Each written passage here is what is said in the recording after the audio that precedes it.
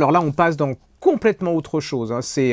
C'est autant Fanny Flagg, c'est dans la légèreté, c'est pétillant et tout, et là c'est complètement l'opposé. C'est un immense roman, ça s'appelle La Voix des Vagues de Jackie Copleton, c'est aux éditions Escale qui est une édition qui maintenant nous permet de découvrir des nouveaux auteurs, des auteurs qu'on ne connaisse pas, et qui nous ouvrent surtout des horizons et des univers, des mondes différents. Alors on est aux États-Unis, c'est une vieille dame, hein, elle entend cogner à sa porte, elle est japonaise, hein, elle est d'origine japonaise, elle est aux États-Unis depuis longtemps, elle ouvre la porte et là qu'est-ce qu'elle voit? Un jeune homme, un monsieur, complètement brûlé, défiguré, et qui lui dit « je suis ton petit-fils ». Et là elle se dit, c'est le choc absolument ahurissant, elle se dit c'est pas possible que ça soit mon petit-fils. Pourquoi ça ne peut pas être son petit-fils?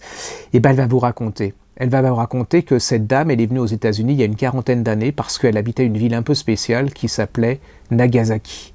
Et Nagasaki, et ben voilà, elle va vous raconter qu'à Nagasaki, elle avait une fille et un petit-fils et un mari, et que et ben ce petit-fils et cette fille ont disparu dans cette horreur qui a été l'explosion de la bombe de Nagasaki. Alors elle va vous raconter cette explosion, vous y êtes, hein, c'est plein de frissons, elle s'en veut énormément parce que, vous le verrez dans le livre, elle se rend responsable de la mort de son petit-fils et de sa fille parce qu'elle leur a donné un rendez-vous à un endroit de la ville où il ne fallait pas être. Elle en a réchappé parce qu'elle était de l'autre côté de la ville. Elle va vous raconter ce périple de cette dame, cette grand-mère qui cherche son petit-fils, sa fille. Elle va vous raconter les gens, comment ils étaient absolument atrocement brûlés, comment tout le monde se cherche sa famille. C'est absolument un moment dramatique. Et elle va vous raconter aussi, à travers le carnet intime de sa fille, qu'est-ce que c'était que cette fille, pourquoi elle lui en a voulu, quel est le secret de cette femme.